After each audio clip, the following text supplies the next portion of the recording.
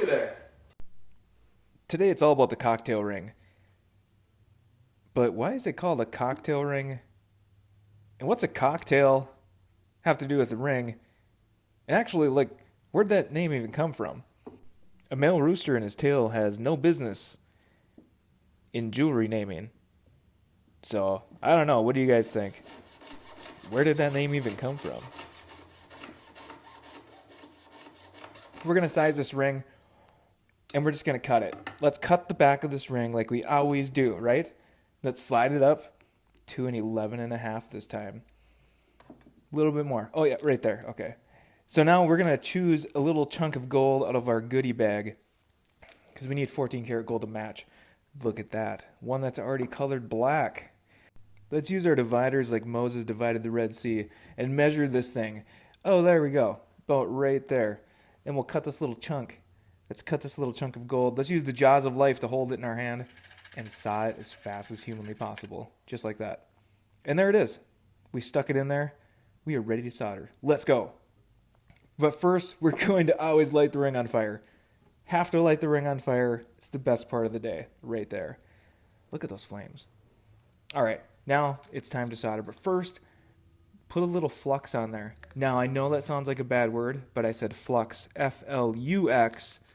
It's used to clean the seam and get the solder to flow. Here we go.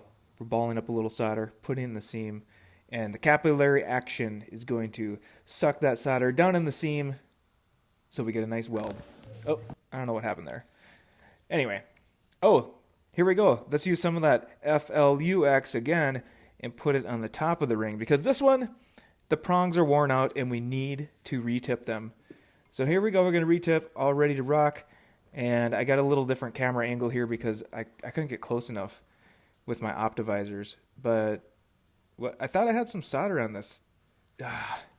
Okay, take two. I had to cut my little chunks of solder. Let's speed this up because it's boring. Come on. All right, so here we go. We're tipping these little tiny teensy-weensy, eeny-weeny little prongs. And you have to get really precise. You have to have good torch control and heat control and all that stuff. That's done. Now let's grind. We need some gold dust to suck in our lungs once again. So let's grind this thing. All right, about enough of that. So now I'm needing my leather hammer, my mallet. It's supposed to be in that drawer, but it's not in the drawer. Somebody moved it, so I'm scouring the shop looking for this thing. I cannot find my leather mallet anywhere. Yep, don't know where it is. One drawer left to check. And there it is. Who put it there? Come on, guys. Like, I would never misplace one of my tools, ever. So it wasn't me. And then let's bang this thing up again. Here we go. We need an 11.5. See that line underneath the ring? It needs to go there, but it won't go there. So off camera, I did a little something, but I need to keep some secrets from you guys. I can't show you everything on YouTube. So there we go. 11.5, right on the money. We're going to file the sides because that's what we do. We file the sides. We can't have chunks of gold like hanging out on the side of the ring. That just won't be appropriate. So we're going to file them down as fast as humanly possible because we need to get this done. She's going to be here in 15 minutes. Let's go, Adam. Come on. The first man needs to be fast. And flip it over. Do the top. Come on, come on, come on. Let's go. Rush. Get it done. Actually, you shouldn't ever rush. When you rush, that's when mistakes happen. But you can get really proficient when you do this enough. And that's what I'm doing here. And while we're at it, let's sand it. We're going to sand with different grits. 600, 400, 600, 1500, 2500, whatever. You know, we'll work our way up to the largest number, which is the finest grit. And after we do copious amounts of sanding, we're going to move on to the next thing, which we need to adjust these prongs are retipped because a little goober of gold is on the top of these things. So we need to get her done. We need to let her buck and take some of that gold off of there so it's not so chunky. And then we need to feel it so it's not sharp, and then feel it again, and then twist it around and act like we know what we're doing, because we do actually. Well, and the last thing, let's check all these little tiny, tiny gems. We have some sapphires and diamonds, and there's a couple loose ones, and we're going to use our microscope and tighten them up. But you know what? That's a little too intimate to show you guys, so I'm not showing you.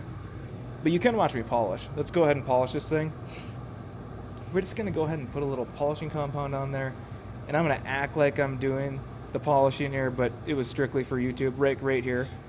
That right there did nothing. Want to hear the most annoying sound in the world? This is literally the most annoying sound in the world. We have our cocktail ring, sized and re-tipped, ready for the customer to pick up. As I spin it around nicely like Vanna White, what do you think? Do you like it? Are you not entertained? Is this not why you are here?